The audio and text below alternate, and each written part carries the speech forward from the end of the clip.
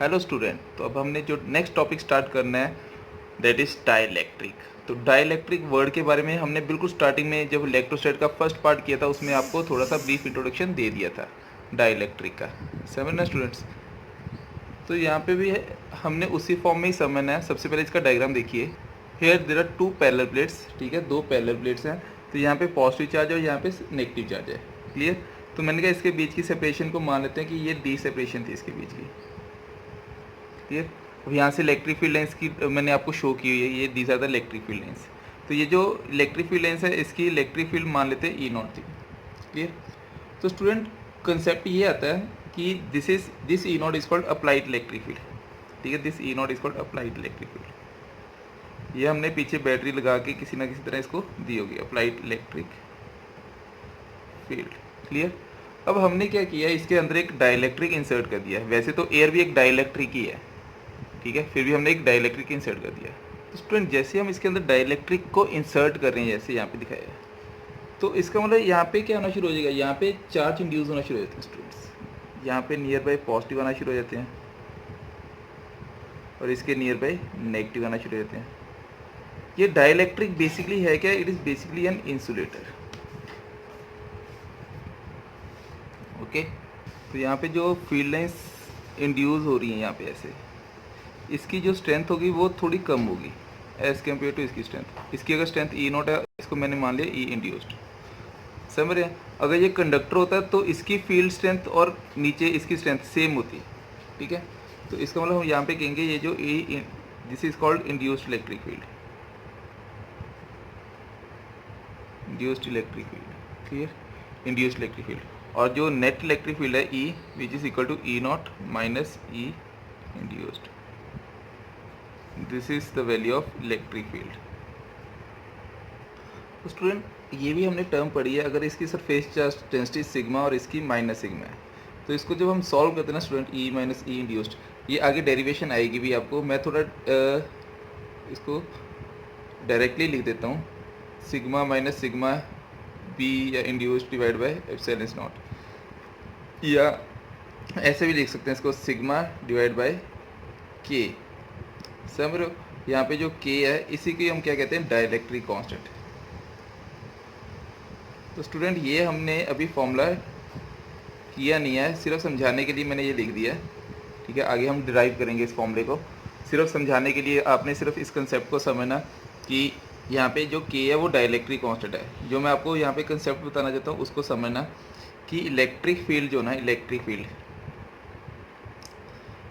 Field की value जो ना, ये के फैक्टर पे डिपेंड करती है स्टूडेंट्स। इसका मतलब कि के की वैल्यू अगर फॉर एग्जांपल जैसे वाटर के लिए माने 81 होती है,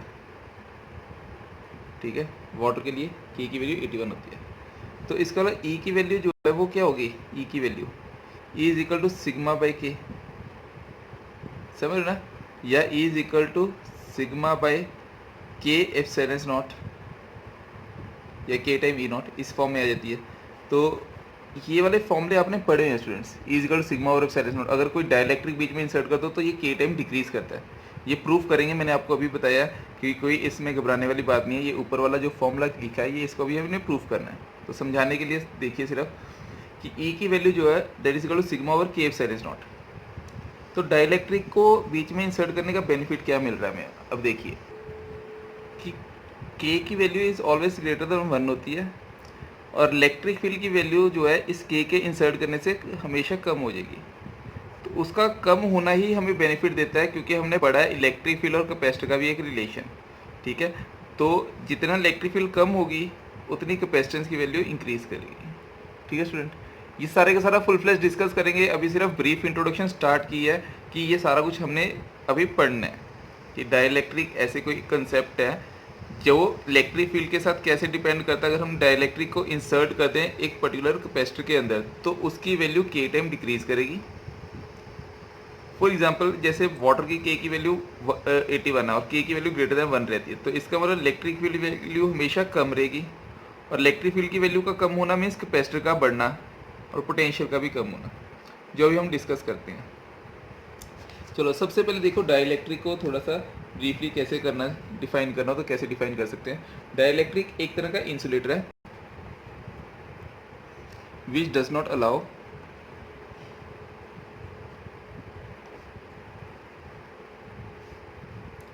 charges to flow through it.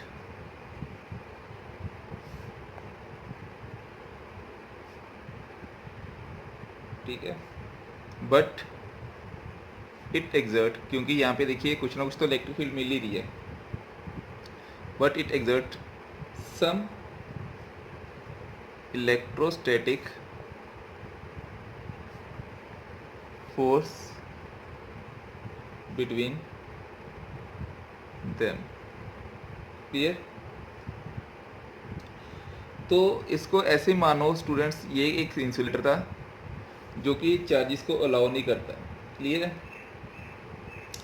अब यहाँ पे देखो, और ये एक ऐसा इंसुलेटर है जो कि पोलराइज्ड भी होता है।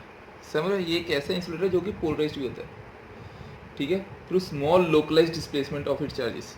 जैसे कि हम बात करें कि जैसे एग्जांपल की फॉर्म में लें, मैंने अभी आपको बताया कि एयर जो है वो भी एक डाइलेक्ट्रिक है, तो एयर में भी चार्जेस जो है वो घूमते हैं। वैक्स हो गया, वाटर हो गया, ये सारे के सारे डाइलेक्ट्रिक्स हैं। रबर हो गया, वुड हो गया। ठीक है स्टूडेंट, यहाँ पे देखिए, अगर हमने इसको डिफ्रेंशिएट करना हो कंडक्टर्स और डाइलेक्ट्रिक्स के साथ,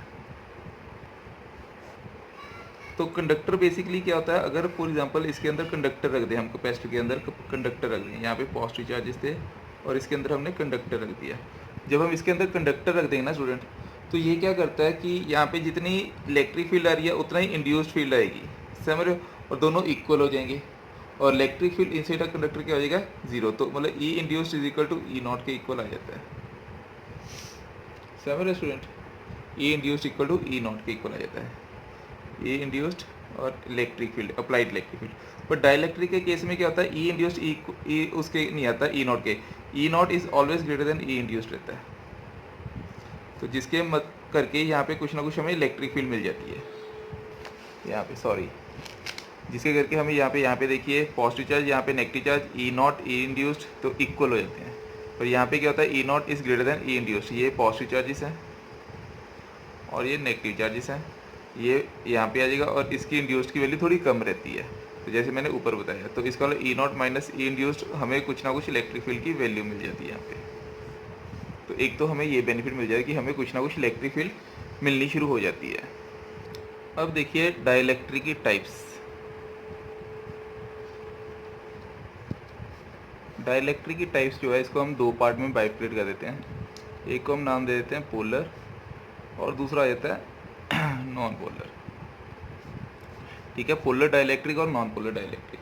ठीक है, तो पोलर डाइलेक्ट्रिक में आप ऐसे मान लीजिए कि प्रोटॉन्स और इलेक्ट्रॉन्स जो है ना, मतलब पॉजिटिव चार्ज और नेगेटिव चार्ज, मतलब उनका सेंटर ऑफ मास जो है वो कभी भी कोइंसाइड ना करे।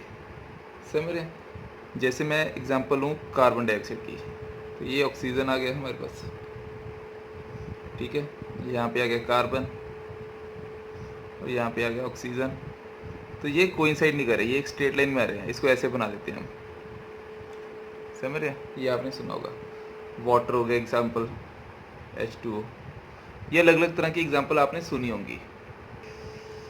जैसे वाटर में ऐसे ऑक्सीजन आ जाता है यहाँ पे, ठीक है, यहाँ पे हाइड्रोजन, यहाँ पे भी हाइड्रोजन। ठीक है, और ये ऑक्सीजन के दो नेगेटिव आ जाते हैं, हाइड्रोजन का पॉजिटिव, यहाँ पे भी हाइड्रोजन का पॉजिटिव। तो ये साथ के साथ जुड़े होते हैं ऐसे, लॉजिकली अगर देखा जाए तो ऐसे नेगेटिव चार्ज। ठीक है, और P जो है वो ऐसे बना देते हैं हम इसका। ठीक है, इसकी डायरेक्शन ऐसे और इसकी डायरेक्शन ऐसे, और ये रिजल्टेंट आ जाता है। This is how we can draw a diagram of hydrogen and oxygen means water molecule. Clear है? समझ ना स्टूडेंट? तो ये अपने आप को इस फॉर्म में दिखाते हैं। इसको आप इस फॉर्म में लिखना कि इसका जो सेंटर ऑफ मास है, सेंटर ऑफ मास या centre of gravity of positive charge does not coincide with centre of gravity या centre of mass of negative charge, मतलब इनका सेंटर ऑफ मास कभी भी कोइंसाइड ना करे। क्लियर है। पर जो दूसरे आते हैं नॉन पोलर मॉलिक्यूल्स, ये थोड़ा उल्टा हो जाता है। यहाँ पे आपने क्या लिखना है, सेंटर ऑफ ग्रेविटी या centre of mass of positive charge coincide with centre of mass of negative charge, मतलब बिल्कुल ऑपोजिट मान सकते हैं। और इसकी अगर एग्जांपल देनी हो, इसकी एग्जांपल दे सकते हो आप H2O2, समझ रहे हैं, एटसेट्रा, H2O2 एटसेट्रा। ये सारे के सारे नॉन पोलर मॉलिक्यूल्स की एग्जांपल आ जाएगी। और इसका जो अगर आप डायग्राम देखना चाहते हो तो इस फॉर्म में बना सकते हैं इसको। ये यहाँ पे आ जाता है नेगेटिव, यहाँ पे पॉजिटिव, और इस फॉर्म में, समझ रहे। This is the example of non polar molecule. अगर हम इसको स्ट्रेच करते हैं तो ये इस फॉर्म में बन जाता है, मतलब इलेक्ट्रिक फील्ड इसके अंदर से भेजें तो अपने आप को ये स्ट्रेच कर लेता है इस फॉर्म में, और ये पी बनाता है, dipole movement, induced electric dipole, समझ रहे ना। और डायपोल की डायरेक्शन हमें पता है, that is from negative to positive होती है। स्टूडेंट हमें यहाँ तक तो पता चल गई टर्म्स। अब देखो स्टूडेंट, ये जो इसको अगर और ज़्यादा डिटेल में समझा जाए, ये जो हमारे पास बची हुई फील्ड है ना, यहाँ पे देखो E0 माइनस EI, ये जो बची हुई फील्ड है, ये ही इसी को ही हम कह देते हैं कि ये जो बची हुई इलेक्ट्रिक फील्ड है, ये पोलराइज्ड इलेक्ट्रिक फील्ड है, और इस प्रोसेस को हम कहते हैं पोलराइजेशन, समझ रहे हो ना। तो इसको हम लिखेंगे कैसे, the alignment of dipole moments of permanent और induced dipoles with the direction of applied electric field, मतलब बची हुई जो फील्ड है उसी को ही हम क्या कह देते हैं, पोलराइजेशन, समझ रहे हो ना। ये इंपॉर्टेंट टर्म है, मतलब बची हुई फील्ड जो है उसी को हम पोलराइजेशन कहते हैं। तो स्टूडेंट इसको इस फॉर्म में भी डिफाइन करते हैं पोलराइजेशन को, पोलराइजेशन जिसको P के साथ डिनोट कर देते हैं। बड़ी ही इंपॉर्टेंट टर्म बता रहा हूँ कि electric dipole movement, electric dipole movement जो एक पर्टिकुलर वॉल्यूम के अंदर है, पर यूनिट वॉल्यूम, उसी को ही हम पोलराइजेशन कहेंगे। यही पोलराइज्ड हुआ है, समझ रहे ना। Electric dipole movement per unit volume is called polarization. तो इसको हम डिनोट कैसे कर देंगे, P के साथ, P is equal to QID,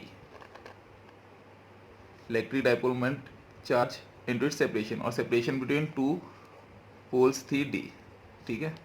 और चार्ज जो लिया था Q, एक माइनस Q एक प्लस Q, तो either charge into its separation पर यूनिट वॉल्यूम, वॉल्यूम क्या आ जाएगा, इसका एरिया A मान लेते हैं, और ये D, तो ये कट गया चार्ज पर यूनिट एरिया, इसको हम कहते हैं सरफेस चार्ज डेंसिटी। तो इसका मतलब पोलराइजेशन ही सरफेस चार्ज डेंसिटी के इक्वल आ रही है।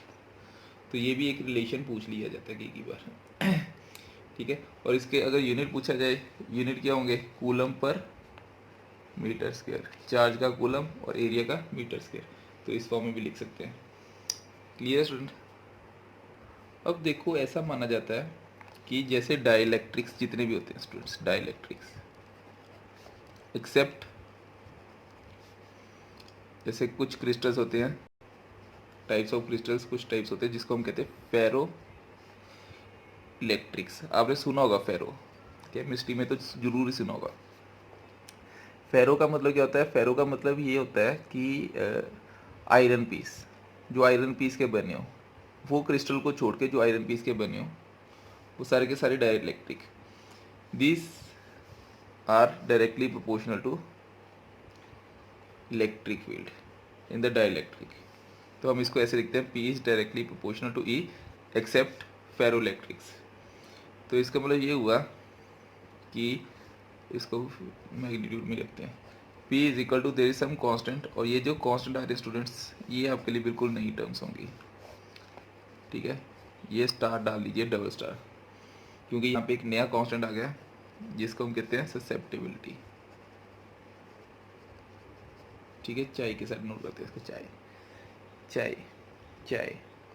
और ये जो ससेप्टिबिलिटी है, ये नेचर को बताती है स्टूडेंट, समझना, किसको बताती है, नेचर को बताती है। तो इसको ऐसे हम कह सकते हैं कि ससेप्टेबिलिटी, वैसे तो वैक्यूम में तो ज़ीरो रहती है, ससेप्टेबिलिटी वैक्यूम में इसकी वैल्यू ज़ीरो रहती है, समझ रहे हो। This is due to the reason कि जो वैक्यूम ना, वहाँ पे कोई भी मॉलिक्यूल जो है वो उसका जो चार्ज होता है वो डिस्प्लेस नहीं करता अपने आप को, समझ रहे हो ना।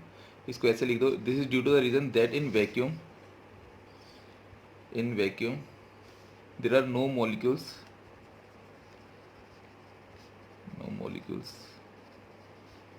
whose charges can be displaced by electric field, can be displaced by electric field, clear. अब यहाँ पे देखिए स्टूडेंट, ये इंपॉर्टेंट टर्म है, यहाँ पे कांस्टेंट आ गया, ये तो आपने सुना होगा कि एप्सिलॉन नॉट, इसके साथ साई ई आ रहा है, चाई ई, ठीक है। ये जो चाई ई है यही इंपॉर्टेंट टर्म है, और ये क्या कहती क्या है, ये डिपेंड करती है नेचर के ऊपर कि कैसा मटेरियल है। जैसे फॉर एग्जांपल आयरन का बना है, कॉपर का बना है, हर एक की ससेप्टिबिलिटी उसके अकॉर्डिंग चेंज करती है। और वैक्यूम में अगर कुछ भी नहीं है, आयरन कॉपर कुछ भी नहीं, तो ससेप्टिबिलिटी ज़ीरो हो जाएगी, ठीक है। तो ससेप्टिबिलिटी ज़ीरो हो जाएगी। सिर्फ आपने अभी के लिए इतना ही रीड करना है, ठीक है। टाइम के साथ आपको समझ आना शुरू हो जाएगा ये भी। अभी देखिए एक नया कांस्टेंट साई ई पढ़ लिया, तो यहाँ पे ना एक रिलेशन पूछा गया था बोर्ड में कि psi r is equal to epsilon are is equal to 1 plus chi. और ये इंपॉर्टेंट क्वेश्चन की फॉर्म में है क्योंकि ये बोर्ड में पूछा गया है सीबीएसई में। तो आपने इसको करना क्या है, देखिए फिर से हमारे पास ऐसे फॉर एग्जांपल ऐसे इलेक्ट्रिक फील्ड थी, ठीक है, इसके अंदर डाइलेक्ट्रिक रखा, तो हमारे पास ई की वैल्यू क्या आ जाती थी, E not minus E induced. समझ रहे हो, समझ रहे ना स्टूडेंट। इसको आप ऐसे भी हेडिंग डाल सकते हैं डाइलेक्ट्रिक कांस्टेंट के साथ, डाइलेक्ट्रिक कांस्टेंट एंड कैपेसिटेंस, ठीक है, या relation between psi and epsilon r. तो यहाँ पे ये समझ आ गई टाइम। अब यहाँ पे जो इंड्यूस्ड इलेक्ट्रिक फील्ड है, इंड्यूस्ड इलेक्ट्रिक फील्ड है, इसकी जो वैल्यू होती है वो क्या होती है, सिग्मा ओवर एप्सिलॉन नॉट, ये हमने पढ़ा है। ये देखो जैसे इलेक्ट्रिक फील्ड है, ये प्लेट के लिए इसकी वैल्यू क्या थी, सिग्मा ओवर एप्सिलॉन नॉट, ये हमने पीछे पढ़ चुके हैं, sigma over 2 epsilon not, sigma over 2 epsilon naught, तो सिग्मा ओवर एप्सिलॉन नॉट रह जाता था। तो इसका मतलब सिग्मा जो था पीछे हमने पढ़ा है कि वो भी पी के इक्वल था, पोलराइजेशन के इक्वल है, ठीक है, पी अपॉन एप्सिलॉन नॉट। तो पी जो है वो किसके इक्वल है, एप्सिलॉन नॉट चाई ई डिवाइड बाई एप्सिलॉन नॉट। तो ये कट गया, तो हमारे पास क्या बच गया, चाई ई, क्लियर। तो इसका मतलब ये हुआ ई की वैल्यू जो है that is equal to E not minus E induced, E induced की जगह हमने पुट कर दिया चाई ई, क्लियर। तो यहाँ पे ये क्या बचेगा ये E plus chi E is equal to E not. तो अगर मैं ई कॉमन ले लूँ तो 1 plus chi E is equal to E not.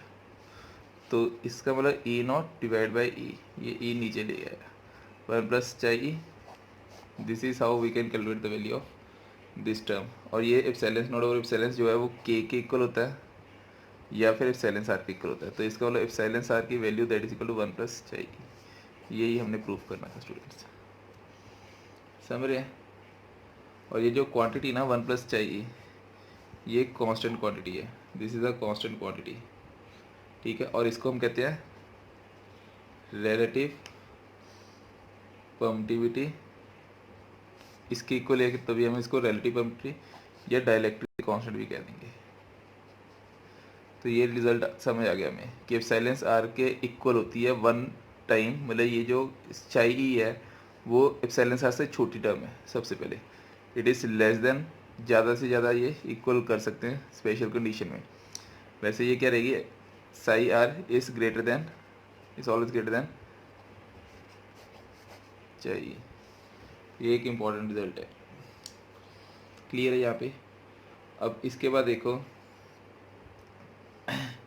इससे यहाँ से ये भी रिजल्ट हमें पता चल रहा है कि ई जो है ई वो भी लेस होगा ई नॉट से, क्योंकि epsilon are is greater than 1। अगर एप्सिलॉन आर ग्रेटर देन 1 है तो इसका मतलब E not divide by E greater than 1, तो इसका मतलब E less than E not, clear. तो यहाँ पे देखें इसके बाद स्टूडेंट बोर्ड में ना ऐसे भी पूछा गया था एक बार क्वेश्चन कि अगर चाई ई वैक्यूम में पड़ा हुआ है तो बताओ रिलेटिव परमिटिविटी की वैल्यू क्या रहेगी। तो स्टूडेंट अब तो आपको समझ आ गया होगा, उसकी वैल्यू 1 आएगी। वो क्यों 1 आएगी, इस रिलेशन को याद कर लीजिए, ठीक है, या इस रिलेशन को याद कर लीजिए, ठीक है। ऐसा क्वेश्चन अगर पूछा जाए तो ऐसे बता सकते हो, समझ रहे हैं। अब देखिए स्टूडेंट, अगर इसको इन टर्म्स ऑफ पोटेंशियल बताना हो तो यहाँ पे देखिए कैसे बताओगे पोटेंशियल की फॉर्म में। अब हमें ये तो पता है कि जो पोटेंशियल होता है ना, potential V not which is equal to E not, E के इक्वल आता है, और वी जो होगा वो ई डी के इक्वल आएगा, ठीक है। अब यहाँ पे वी नॉट जो है ना, वो पोटेंशियल उस वक्त था जब डाइलेक्ट्रिक इंट्रोड्यूस नहीं किया, और वी उस वक्त पोटेंशियल जब डाइलेक्ट्रिक इंट्रोड्यूस कर दिया। तो दोनों को हम डिवाइड कर देते हैं, V not divide by V is equal to E not D divide by E D, तो डी डी कट गया, तो E not divide by E ही बचा, तो ये भी किसके इक्वल आ गया, that is equal to epsilon r, समझ रहे। तो ये पीछे वाला रिजल्ट ही बन गया। तो यहाँ से आप ये भी बता सकते हो, अब हमें पता है epsilon are is greater than 1, तो V not divide by V is greater than 1, तो V naught is greater than V, ठीक है। इसका मतलब ये हुआ the potential difference between the plates, potential difference between the plates is reduced by introducing dielectric plates, dielectric between the plates of charged parallel plate capacitor। और ये पूछा जाता है क्वेश्चन, समझ रहे हैं।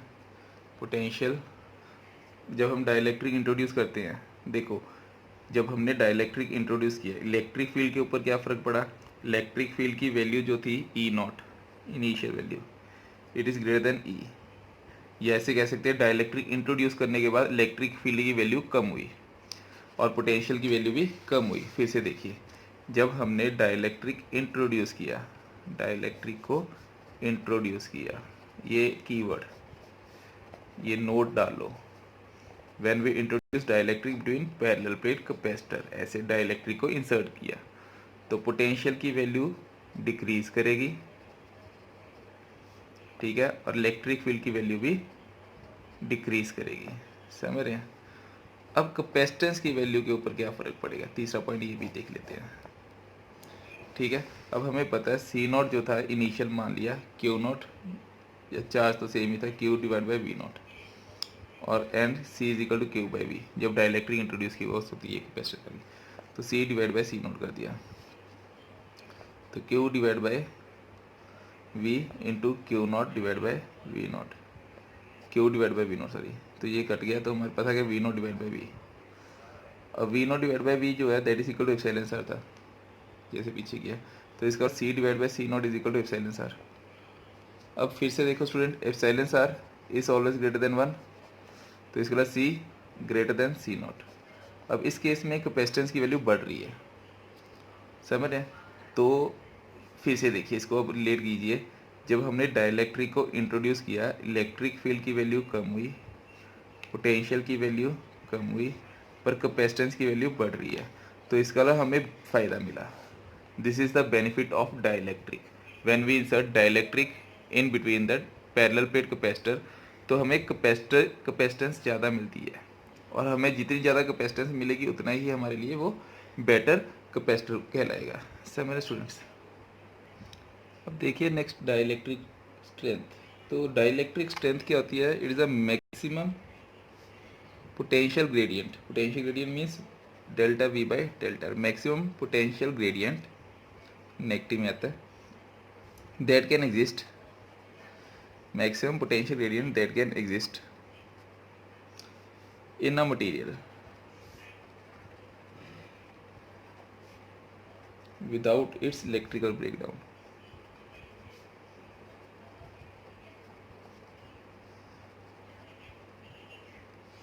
This is the dielectric strength of that particular material. तो यहाँ पे maximum potential gradient that can exist in material without electrical breakdown, तो इसका यूनिट जो आएगा दैट इज वोल्ट पर मीटर, समझ स्टूडेंट। मतलब कि कितना मैक्सिमम पोटेंशियल, यहाँ पे देखिए potential gradient that can exist, for example यहाँ पे देखिए, फॉर एग्जांपल यहाँ से मैंने किया 1 वोल्ट 2 वोल्ट 3 वोल्ट, मतलब ऐसे वैल्यू दे रहा हूँ, अलग अलग वैल्यू दे रहा हूँ। तो मैंने कहा ये 1 मीटर है, ये डिस्टेंस 1 मीटर है। तो यहाँ से मैंने एक इलेक्ट्रिक फील्ड दी 3 × 10⁻⁶ वोल्ट, 6 वोल्ट, इतना वोल्ट है। ये जो इतना वोल्ट इसमें से मैं पास करवा रहा हूँ ना, ठीक है, जो इतना वोल्ट मैं इसमें से पास करवा रहा हूँ, तो यहाँ पे ये ब्रेक डाउन नहीं हो रहा, ये सर्किट ख़राब नहीं हो रहा। जैसे मैं इससे थोड़ी सी वैल्यू बढ़ा दूंगा 4 × 10⁻⁶ वोल्ट, तो ये सर्किट को ख़राब कर देगा। तो इसका मतलब इस पॉइंट तक, जिस पॉइंट तक ये इस सर्किट को ख़राब नहीं कर रहा, मतलब अगर ये एग्जांपल है एयर की, एयर में इतने वोल्ट तक ये डाइलेक्ट्रिक जो है ना, ये एयर जो है डाइलेक्ट्रिक, ये ख़राब नहीं करता सर्किट को। तो इसका मतलब इसका ब्रेकडाउन जो है ना इसके बाद आएगा। अगर इसका डिस्टेंस 1 मीटर है, अगर मैं सेपरेशन 2 मीटर कर दूं तो उसके अकॉर्डिंग ये भी वैल्यू चेंज करेगी। तो इसका 3 × 10⁻⁸ वोल्ट 1 मीटर में अगर हो तो इतना, अगर 2 मीटर होता तो यहाँ पे 6 × 10⁻⁶ वोल्ट पर 2 मीटर आ जाता है। समझ रहे हो? तो इसके अकॉर्डिंग ऐसे वैल्यूज़ चेंज करती जाती है आपकी। समझ रहे हो ना स्टूडेंट्स? तो ये वाली वैल्यू याद रखनी है कि हाँ, ये एक एग्जांपल की फॉर्म में बताया कि इतने वोल्ट तक ये अपने आप को ब्रेक नहीं करता। जिस पॉइंट तक वो अपने इलेक्ट्रिकल ब्रेकडाउन ना आए मटेरियल के ऊपर, वो उस पर्टिकुलर डाइलेक्ट्रिक की स्ट्रेंथ होती है स्टूडेंट। उसके बाद यहाँ पे क्या आना शुरू हो जाएगा, स्पार्किंग होनी शुरू हो जाएगी। समझ ना, लाइटनिंग आती है, स्पार्किंग आती है, ये सारा का सारा शुरू हो जाता है ऐसी चीज़ें में। समझ स्टूडेंट? तो देखिए next, derivation of parallel plate capacitor. तो मैंने कहा कि पैरेलल प्लेट कैपेसिटर के अंदर हम 2 कंडीशन से ये डेरिवेशन करेंगे। एक तो बात हमने, एक में हमने करना है इंसर्टिंग कंडक्टिंग स्लैब, और एक बार हमने करना है इंसर्टिंग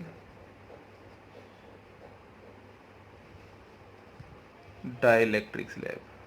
2 कंडीशंस करनी है, ठीक है, 2 कंडीशंस करनी है। सबसे पहले हम करेंगे कि डाइलेक्ट्रिक स्लैब हम इंट्रोड्यूस करें, ठीक है, dielectric slab. Dielectric slab introduce करने से कैपेसिटेंस के ऊपर क्या फ़र्क पड़ेगा? Clear? This is one of the most important derivation for board point of view as well as in competition point of view. For example हमारे पास ऐसे चार्जेस थे, पॉजिटिव चार्ज, यहाँ पे टाइम वेस्ट नहीं करते, सीधा पॉइंट पे आते हैं। यहाँ पे मैंने क्या किया, एक डाइलेक्ट्रिक, इस कैपेसिटर को चार्ज करके यहाँ पे रख दिया। तो मैंने क्या किया, एक डाइलेक्ट्रिक स्लैब ली और इसको इसके अंदर इंसर्ट कर दिया, ठीक है। डाइलेक्ट्रिक स्लैब इंट्रोड्यूस करने से ये डायरेक्शन आ गई अपनी अप्लाइड इलेक्ट्रिक फील्ड, ऐसे, this is the direction of electric field. समझिए? और ये जो डायरेक्शन आई इसको हमने कह दिया ये ई इंड्यूस्ड आ गया, क्लियर। और ये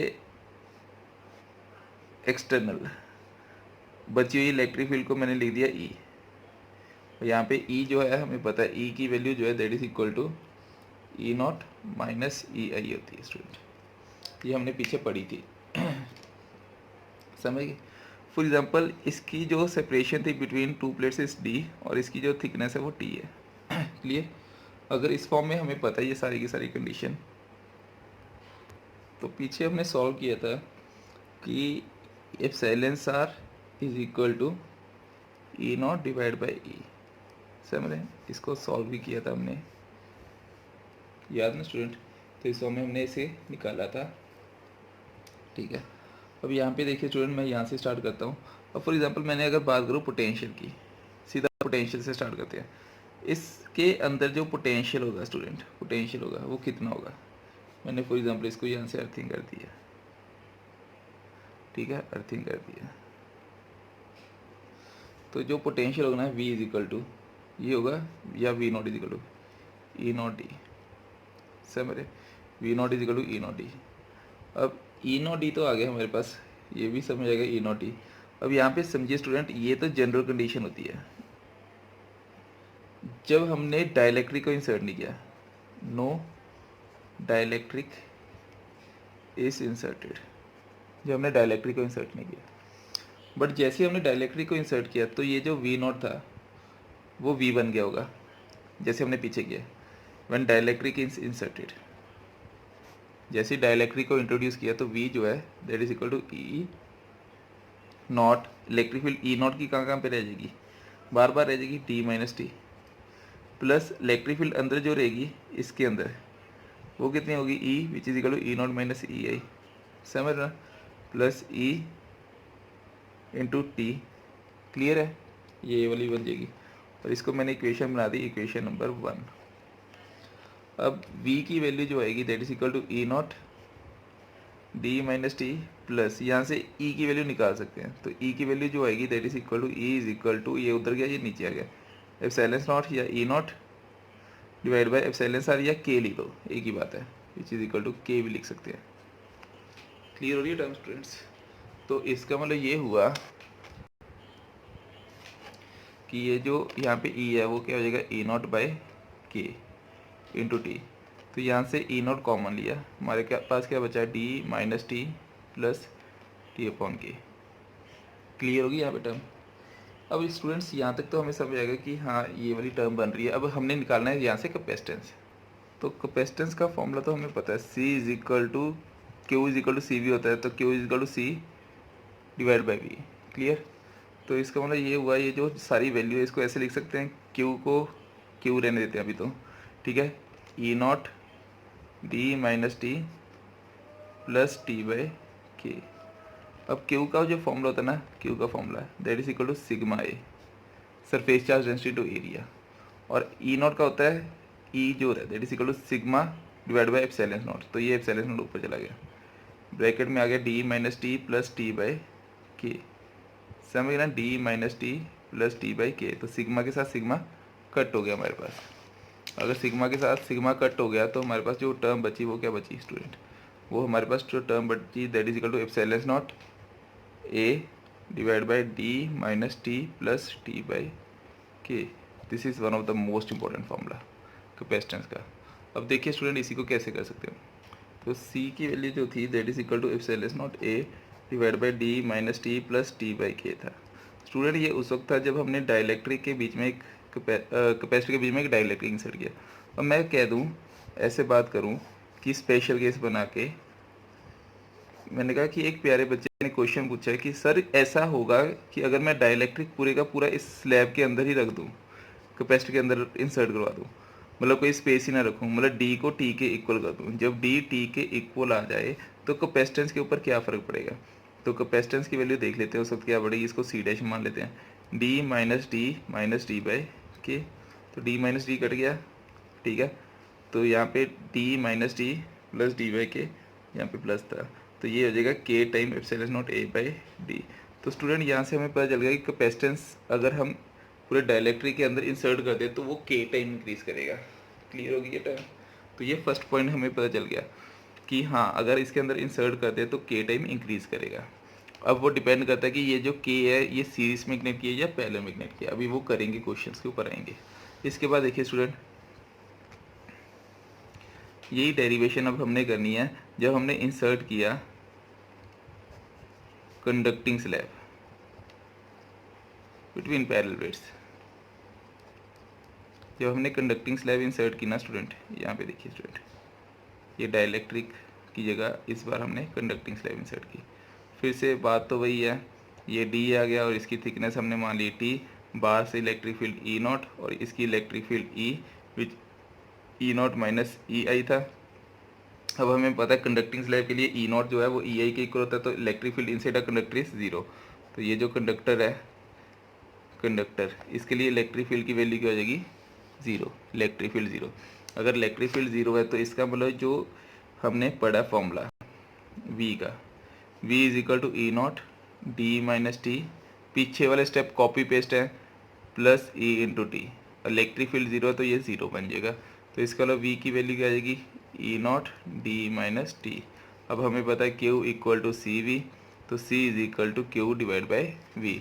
अगर ऐसा हो गया तो इसका मतलब ये हो गया कि क्यू तो एज इट इज़ वी की वैल्यू आ गई ई नॉट डी माइनस टी, और क्यू इक्वल टू सिग्मा ए रहता है, sigma A divide by E not की वैल्यू क्या होती है, sigma over epsilon not D minus T. तो इसका मतलब सिग्मा के साथ सिग्मा कट गया, तो सी की वैल्यू क्या आ जाएगी, epsilon not A divide by D minus T. तो दिस इज़ द फॉर्मूला। अब फिर से देखिए, जैसे पीछे एक बच्चे ने पूछा था, सिमिलरली एक और बच्चे ने सेम क्वेश्चन पूछा कि सर क्या होगा अगर मैं पूरे के पूरे स्लैब को डाइलेक्ट्रिक कंडक्टिंग स्लैब को पूरे के पूरे कैपेसिटर के अंदर इंसर्ट करवा दूँ। तो स्टूडेंट स्पेशल केस इसका देखिए, तो इसका डी जब टी के इक्वल आ जाए तो कैपेसिटेंस जो है इसकी इन्फानाइट हो जाएगी। और ये जो केस है, ये केस वैसा है कि ये मेटल की तरह बिहेव करेगी, जितना करंट आएगा उतना करंट यहाँ से जाएगा। ये क्लियर है? तो दोनों केसेस में कैपेसिटेंस की वैल्यू इंक्रीज कर रही है। क्लियर हो गया स्टूडेंट्स? अब नेक्स्ट देखिए, इसके लास्ट केस में आ जाते हैं कि क्या फ़र्क पड़ता है अगर हम इसके अंदर वेरियस पैरामीटर के ऊपर, हमने वेरियस पैरामीटर्स लिए,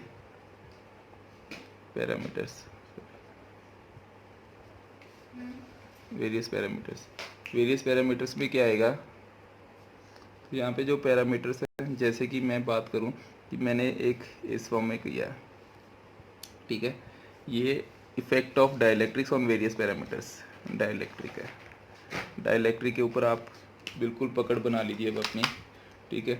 जैसे मैंने कहा कि ये कैपेसिटर प्लेट थी हमारे पास ऐसे, यहाँ पे नेगेटिव चार्ज था, ठीक है, और यहाँ पे मैंने कहा कि ऐसे सोर्स बना दिया, ये ए है और ये बी है, इसके दो केस रख दिए कि मैंने पहले केस में बोला कि इसको मैंने डाइलेक्ट्रिक को एक कैपेसिटर चार्ज करके यहाँ पे रख दिया, क्लियर, उसको बैटरी के साथ कनेक्ट नहीं किया।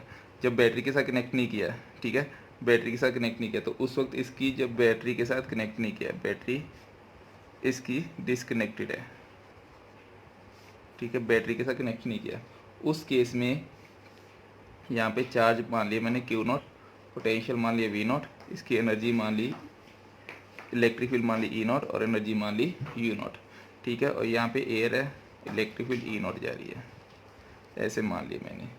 तो इसका मतलब यहाँ पे जो Q नॉट होगा,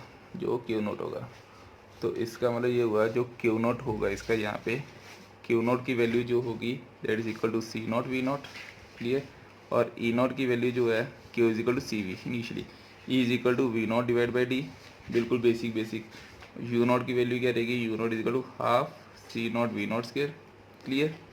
अब स्टूडेंट यहाँ पे हमने ए रखा था, अब जब बैटरी भी कनेक्ट नहीं की थी और ए रखा हुआ था, अब हमने क्या किया, बैटरी डिसकनेक्टेड ही है और हमने डाइलेक्ट्रिक इंट्रोड्यूस कर दिया,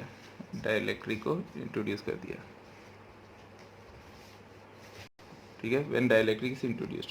जब फाइनल कंडीशन देखो फिर क्या बनेगी, ये इसकी इनिशियल कंडीशन है, ठीक है, जब हमने डाइलेक्ट्रिक को इंट्रोड्यूस नहीं किया, ठीक है, ठीक है, जब हमने डाइलेक्ट्रिक को इंट्रोड्यूस नहीं किया, अब डाइलेक्ट्रिक को इंट्रोड्यूस कर दिया, जैसे हमने डाइलेक्ट्रिक को इसके अंदर इंट्रोड्यूस किया तो सारे के सारे फैक्टर्स चेंज हो गए स्टूडेंट्स, सारे के सारे फैक्टर चेंज हो गए। अब हमने सारे फैक्टर पीछे कर लिए हैं क्योंकि चार्ज की वैल्यू तो Q नॉट ही रहेगी। सबसे पहला पॉइंट करते हैं चार्ज। तो चार्ज में देखिए स्टूडेंट, सबसे पहले चार्ज में तो Q की वैल्यू जो है that is equal to Q naught ही रहेगी, क्यों नॉट रहेगी, क्योंकि बैटरी जो है वो डिसकनेक्टेड है और चार्ज कंजर्व रहेगा, क्लियर। दूसरा केस ले लिया हमने इलेक्ट्रिक फील्ड के ऊपर क्या फ़र्क पड़ेगा, अब हमने इलेक्ट्रिक फील्ड का भी फॉर्मूला पीछे कर लिया, E is equal to E naught by K, समझ गए। तो K की वैल्यू जो है वो क्या हो जाएगी, ई नॉट बाई ई। तो यहाँ पे देखिए अगर K की वैल्यू है, मैंने बताया कि इट इज़ ग्रेटर देन 1, तो इलेक्ट्रिक फील्ड की वैल्यू क्या हो जाएगी, दैट इज़ लेस देन 1। अगर E लेस देन 1 मतलब E less than E not हो गया, तो इलेक्ट्रिक फील्ड जो है वो क्या करेगी, डिक्रीज़ करेगी। सिमिलरली थर्ड पॉइंट के ऊपर बढ़ते हैं, जब हमने इसके बीच में पोटेंशियल डिफरेंस फाइंड करना है। अब पोटेंशियल डिफरेंस का फॉर्मूला पता है, V is equal to E D, ठीक है, और E जो है ये फाइनल कंडीशन है, जब डाइलेक्ट्रिक इंट्रोड्यूस किया तो पोटेंशियल V आ गया होगा, तो E जो है that is E naught by के होती है इंटू डी, तो इसका मतलब ई नॉट डी जो है that is V naught by K. तो यहाँ पे भी क्या हो रहा है, पोटेंशियल जो है ये के इज़ ग्रेटर देन 1, तो V is inversely proportional to K, तो के ग्रेटर देन 1 है तो V लेस देन 1 हो जाएगा, इसका मतलब V less than V naught. तो यहाँ पे भी पोटेंशियल क्या हो रहा है, वो भी क्या कर रहा है, डिक्रीज। चौथा पॉइंट देखो, कैपेसिटेंस के ऊपर क्या फ़र्क पड़ेगा, C is equal to Q by V रहता है, तो इसका मतलब Q not divide by V हो जाएगा। और V की वैल्यू जो है वो क्या थी, V की वैल्यू थी V naught divide by K, तो K टाइम ये इंक्रीज़ कर जाएगा, सी नॉट, तो इसके बाद कैपेसिटेंस की वैल्यू जो है वो क्या करेगी, इंक्रीज करेगी। ये सारे के सारे केसेस हमने पीछे डिस्कस कर लिए थे। अब लास्ट केस इसका आ जाएगा एनर्जी स्टोर्ड। एनर्जी स्टोर्ड, अब एनर्जी स्टोर में भी देख लीजिए स्टूडेंट, यू का formula that is equal to half C V square, half C की value that is equal to K C not, और वी की वैल्यू क्या थी, वी नॉट बाई के का होल स्क्र। तो इसका मतलब K time C naught into V naught square divide by K square. तो के साथ के कट गया, तो यू की वैल्यू भी क्या होगी, half C naught V naught square into one by K. तो इसका मतलब ये भी वैल्यू क्या करेगी, यू की वैल्यू भी क्या करेगी, डिक्रीज करेगी, क्योंकि के इज़ ग्रेटर देन 1। समझ रहे क्यों, और ये इन्वर्सली प्रोपोर्शनल है। यहाँ तक समझ आ गया होगा।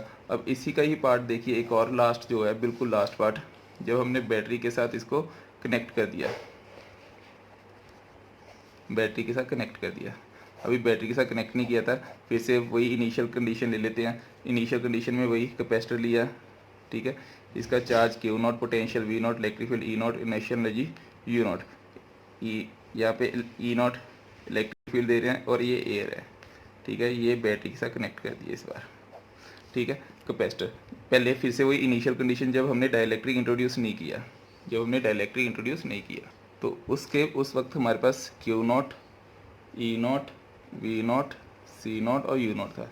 फाइनली कंडीशन ले ली कि जब हमने इंट्रोड्यूस किया तो पोटेंशियल डिफरेंस की वैल्यू जो है V is equal to V naught रहेगी, क्योंकि बैटरी कनेक्ट की है तो पोटेंशियल जो है वो क्या हो जाएगा, कांस्टेंट हो जाएगा। बैटरी कनेक्ट किया है, क्योंकि यहाँ पे लिख देना बैटरी इज कनेक्टेड, क्लियर। उसके बाद कंडीशन देखो, this is the first point. Second point आपने लिखना है इलेक्ट्रिक फील्ड। अब देखो पोटेंशियल अगर कांस्टेंट है तो ई भी जो है वो भी कांस्टेंट हो जाएगा, क्योंकि ई इज इक्वल टू क्या होता है, V by D, E is equal to V by D which is equal to V naught by D, तो दोनों बराबर आ जाएंगे। थर्ड इज ये भी कांस्टेंट आ जाएगी, पोटेंशियल कांस्टेंट तो इलेक्ट्रिक फील्ड भी कांस्टेंट। तीसरा इज कैपेसिटेंस, कैपेसिटेंस के ऊपर क्या फ़र्क पड़ेगा, capacitance C is equal to that is equal to C naught epsilon not A divide by D minus T plus T by K. ये वाला फॉर्मूला हमने पढ़ा है। जब डी टी के इक्वल आ जाता था स्टूडेंट, स्पेशल केस था, ठीक है, डाइलेक्ट्रिक और कंडक्टिंग स्लैब के बाद केस में, तो ये के टाइम सी नॉट बन जाता था। तो यहाँ पे स्टूडेंट यही याद रखना है कि कैपेसिटेंस की वैल्यू जो है वो भी क्या करेगी, इंक्रीज़ करेगी। जब डाइलेक्ट्रिक इंट्रोड्यूस करते हैं वो कितने टाइम करेगी, के टाइम इंक्रीज़ करेगी। स्पेशल केस किया था जब हमने, याद करो, D is equal to T था, क्लियर है स्टूडेंट। कैपेसिटेंस वो भी बढ़ेगी। अब चौथा केस देखो, फोर्थ केस इज चार्ज। अब चार्ज के साथ क्या फ़र्क पड़ेगा, Q equal to C V रहता है, तो सी की value K time C naught, V की वैल्यू वी नॉट, ठीक है, तो ये के टाइम क्यू नॉट हो जाएगा, तो चार्ज भी यहाँ पे इंक्रीज़ कर रहा है। Last case is energy store, ठीक है, एनर्जी स्टोर यू का formula half C V square. अब यहाँ पे देखो हाफ सी की वैल्यू क्या है, दैट इज़ के टाइम सी नॉट, और वी की वैल्यू क्या है, वी नॉट स्क्र। तो इसका मतलब ये भी क्या कर रहा है, के टाइम इंक्रीज़ कर रहा है। तो स्टूडेंट यहाँ पे अब आपको सारे के सारे पॉइंट्स क्लियर हो गए होंगे कि कैसे कैसे ये सारी टर्म्स करनी होती हैं। तो मैं आपको इसका एक चार्ट दिखा देता हूँ। इस फॉर्म में चार्ट बना के आप अपने पॉइंट्स को लर्न कर लेना, ठीक है। These are the most important point. तो नेक्स्ट लेक्चर में हम अब इसके न्यूमेरिकल्स और कोरोना डिस्चार्ज के बारे में थोड़ा सा डिस्कस करेंगे। Thank you so much.